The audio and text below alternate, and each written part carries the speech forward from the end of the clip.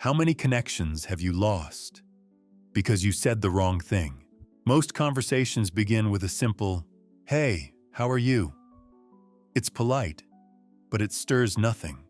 No curiosity, no emotion, just an empty exchange. Yet 4 simple words can change everything. Words inspired by Stoic wisdom and confirmed by modern psychology. And the last one is so rare, it can instantly shift the energy of a conversation. Part 1. Understand. The first word is understand. Saying, "I understand you" sounds simple, but it is one of the most powerful phrases in the human language. Because to understand someone is to offer one of the rarest gifts, the feeling of being truly seen. It means recognizing their experience without judging it, without trying to fix it. It's saying, in silence, "What you feel makes sense." Modern psychology shows that the need to be understood is as fundamental as the need for safety or belonging. When someone tells us, "I understand you," our brain begins to calm. The amygdala, the mind's alarm system, quiets down, and the region linked to empathy comes alive. For a moment, the world feels safe again. The other person becomes a refuge, not a threat. You're not just speaking words, you're offering peace. And peace is addictive, because it reminds us of what we all seek: connection, recognition, inner rest. Epictetus once said, "First, learn the meaning of what you say, then speak." To understand before reacting is an act of discipline. It means holding back the impulse, breathing before replying, choosing clarity over pride. And sometimes, that single choice is enough to turn tension into mutual understanding. Next time you find yourself in front of frustration, look the person in the eye and say softly, "I understand you." Then pause. That silence gives weight to your words. It creates a space where the other person can finally lay down what they've been carrying. And when someone no longer needs to fight to be heard, they draw closer. They open up. And in that moment, communication becomes human again. Have you ever felt true relief when someone told you they understood you? Let me know in the comments. I read every single one. Part 2, meaning the second word, is meaning. As in, "That makes sense to me." This phrase goes beyond agreement. It shows that you have listened, truly listened, and that you respect the other person's logic, even if you don't fully share their opinion. It quietly says, "I see the path your mind has taken." And often, that alone is enough for someone to feel heard. Psychologists call this the emotional mirror. It's the moment when another person feels that their thoughts have reached someone, that their inner experience has found an echo in the world. And that echo, however subtle, is often enough to ease tension, to dissolve misunderstanding. Social psychology explains why this is so powerful.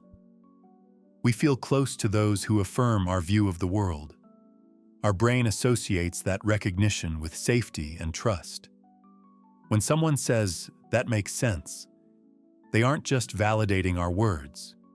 They're validating our inner coherence. And that validation creates a bond, a sense of closeness, sometimes even a quiet complicity. Marcus Aurelius wrote, "Be tolerant with others and strict with yourself."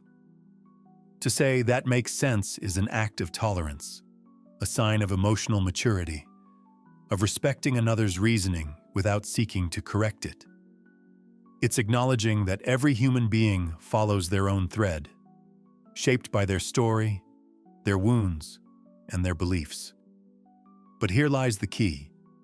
Be specific. Don't just say, "That makes sense." Say instead, "That makes sense to me because I understand how you arrived there." Precision turns the phrase into a mirror, and people feel safe in front of a mirror. Because a mirror reflects value, and that quiet, sincere value nourishes mutual respect. If this kind of psychological insight resonates with you, subscribe. That's how we continue to grow this community of reflection. Part 3. Right. The third word is right. In the phrase, "you're right," lies one of the deepest human needs: validation. That small cluster of words, so simple on the surface, touches something fundamental. Every person, even the most confident, carries that quiet desire to hear, "You're right. You are seen. You are acknowledged." It's a silent recognition, a way of saying, your perception of the world has weight. Saying "you're right" doesn't mean surrendering. It's an act of emotional intelligence. It means understanding that validating an idea doesn't mean abandoning your own. It means honoring the reasoning of another. It's a subtle way of opening the door instead of slamming it shut. When you validate someone, you don't lose influence, you gain it.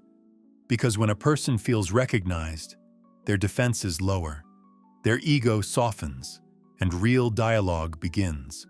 Words flow again, misunderstandings fade, and trust starts to take root. But it must be sincere. Said too often, it becomes empty.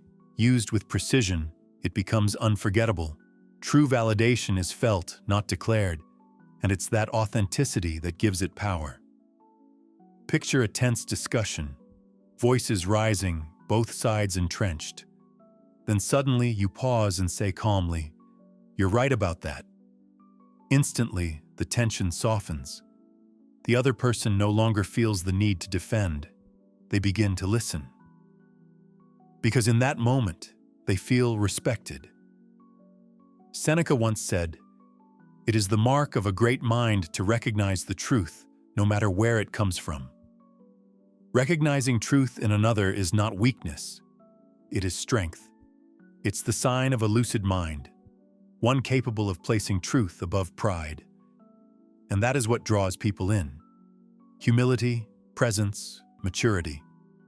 Those who no longer need to win every battle end up earning the respect of all, because they embody something rare, the inner peace that comes with clarity.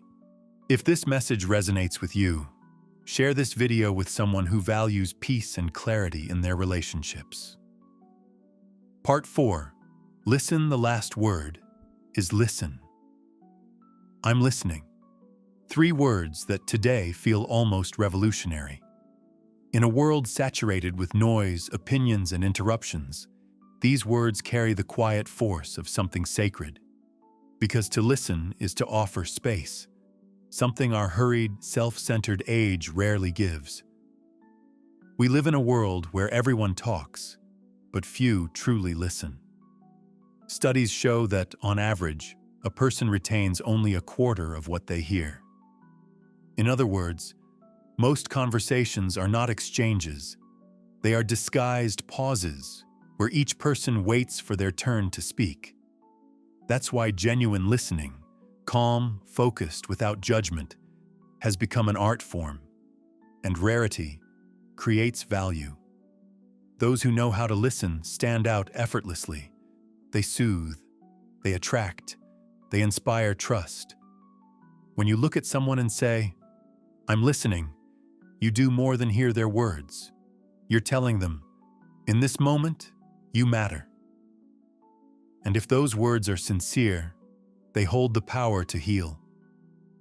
Because they suspend the constant motion of the world, if only for an instant, to place another person at the center. Neuroscience shows that being truly listened to activates the same areas of the brain as receiving a gift. It nourishes, it restores dignity, especially in those who have too often gone unheard. The Stoics already understood this. Zeno of Citium once said, "We have 2 ears and 1 mouth so that we may listen twice as much as we speak." Listening is not weakness, it is mastery. It is proof of deep control over the impulse to dominate. To listen is to resist the ego that wants to react, to prove, to correct. It is choosing presence over performance. And that choice inspires trust. Because in connection, listening is magnetic. It creates a sense of safety, and safety awakens desire. Not only physical desire, but the deeper longing to be close, to be understood, to be oneself. When someone feels they can lower their guard around you, they remember it. Not because you spoke well, but because you truly listened. So let's return to the beginning. Almost every conversation starts with the same phrase. Hey, how are you? It's polite, yes, but it doesn't spark anything. Now you know why. Because politeness alone doesn't create connection. Presence does. And that presence begins with the right words. Final revelation. Here's the phrase I promised you. A simple yet luminous alternative to, hey, how are you? Next time you meet someone, say instead, tell me something good. It's fresh, it's disarming, and it instantly shifts the energy of the exchange. People pause, they think, and they share something real. That's the difference between routine and presence. And once that door is open, remember the 4 words. Understand, meaning, right. Listen. These aren't tricks. They're timeless tools. They remind us that influence doesn't come from speaking more, but from saying what truly matters. Because in the end, attraction isn't about pursuit. It's about awakening. And awakening begins with the right words at the right moment. If this video helped you see communication in a new light, leave a comment. Which of these 4 words resonated with you the most? And if you'd like to go further, subscribe and join the community. Each week, we explore together the wisdom that helps us live, connect, and grow with clarity.